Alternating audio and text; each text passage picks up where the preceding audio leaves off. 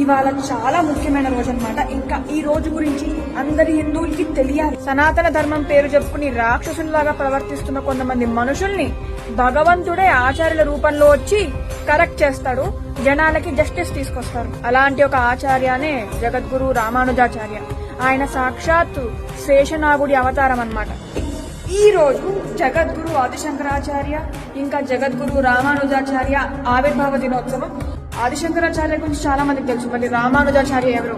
ఈయన గురించి ప్రతి హిందూకి తెలియాలి. ఎందుకంటే మన సనాతన ధర్మశాస్త్రాన్ని తప్పుగా అర్థం చేసుకుని దుష్టుల్లాగా కొంతమంది తయారయ్యి వేరే వర్ణం వాళ్ళని మందిరాల్లోకి రానివ్వకుండా మీకు భగవత్ ప్రాప్తి జరగదు అని చెప్పి వాళ్ళని దూషిస్తున్న రోజుల్లో జగద్గురు రామానుజాచార్య వచ్చారు. మన శాస్త్రాల ప్రకారం ప్రతి ఒక్కరికి మోక్షం పొందే అర్హత ఉంది, ప్రతి ఒక్కరికి మందిరానికి వచ్చే అర్హత ఉంది అని చెప్పి ఆ దుష్టుల్ని ఓడించి, శాస్త్రోక్తంగా ఓడించి అందరికీ మందిరాల్లోకి వచ్చే అర్హత ఉందని చెప్పి స్థాపించి, అందరికీ మోక్షం పొందే అర్హత ఉందని స్థాపించి సమాశ్రయణాలు చేసి శ్రీ వైష్ణవులకి తయారు చేశారు. ఇవాళ రోజు మీరు ఈ బొట్టుతో చాలా మందిని చూస్తారు కదా, వీళ్ళందరూ శ్రీ వైష్ణవులు. అందుకే ఆయన పేరు మీద స్టాచ్యూ ఆఫ్ ఈక్వాలిటీ అని హైదరాబాద్ లో నిర్మించారు.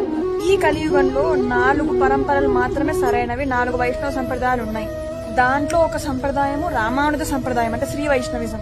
వైష్ణవుల్లో అన్ని వర్ణాల వాళ్ళు ఉంటారు, బ్రాహ్మణులే ఉంటారని రూల్ లేదు, ఎవరైనా వైష్ణవులు అవ్వచ్చు. ఇంకా రామానుజాచార్య కలియుగంలో భక్తి మూమెంట్ కి మళ్లీ ప్రాణం పోశారు. భక్తి అనేదే మన శాస్త్రాల సారము, దానికి మళ్లీ ప్రాణం పోసి భక్తి రెవల్యూషన్ తీసుకొచ్చి విష్ణుమూర్తిని పొందడమే పరమపదము అని చెప్పినది రామానుజాచార్య. అలాంటి రామానుజాచార్యులకి మనందరం ఎప్పుడు రుణపడి ఉండాలి. ఈ వీడియో ప్రతి హిందూకి షేర్ చేయండి, ఇంకా వాళ్ళకి చెప్పండి రామానుజాచార్య ఎవరు.